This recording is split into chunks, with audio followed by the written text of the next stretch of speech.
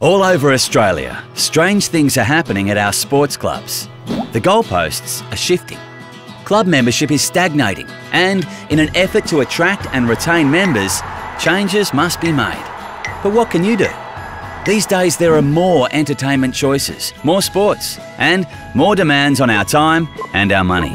Our population is changing, and we have very different lifestyles. Yet, against this backdrop, there's been a spike in sports participation. Not through clubs, but through things like running with your iPod, social group cycling, going to the gym, or seeing a personal trainer. So how do you, as a club, get a bigger slice of this increasingly fractured market? To find out what influences people's decisions around club-based sport, the Australian Sports Commission and GfK Blue Moon did some research with both adults and kids. With adults, we found most people fall into 10 basic groups when it comes to sport.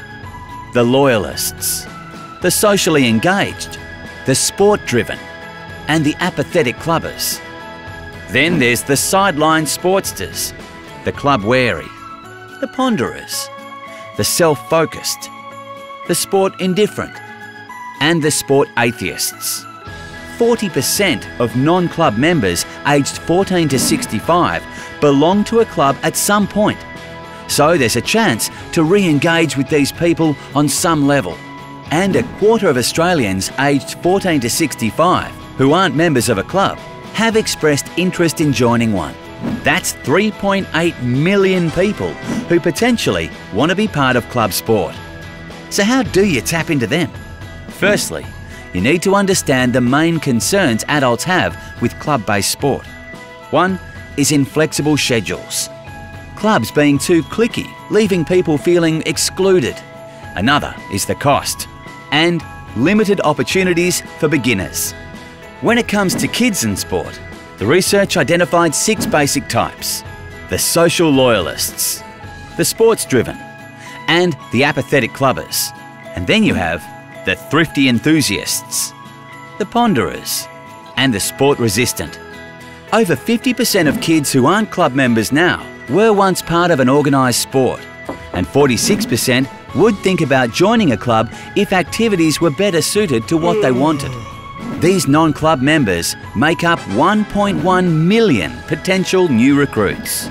The research found while some kids love the competitive side of sport, many others don't. So to attract and retain kids to your club, here's some stuff to keep in mind. Create an environment based around fun, enjoyment, and being with friends. Value each and every player and give everyone a chance to join in, regardless of ability.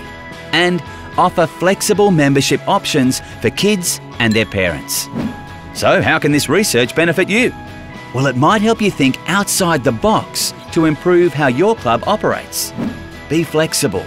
Cater to different groups by developing new ways to get people involved. Create alternative forms of your game that focus on fun and enjoyment rather than competition. Changing the rules might be one way of doing this. Let friends play together if that's important to them, rather than trying to separate them based on talent. Schedule your sport at different times of the day and week. More teenagers might get involved on a weeknight than a Sunday morning. At your end-of-year presentation, have a social night to celebrate participation and your volunteers as much as you celebrate success. Ask your members about any issues at your club. By addressing the concerns, you can start to focus on the opportunities.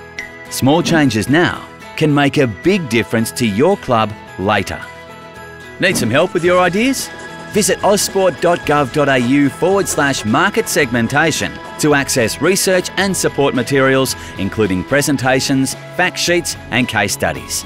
The goalposts for clubs may be shifting, but armed with knowledge, ideas, and commitment, your club can kick some serious goals well into the future.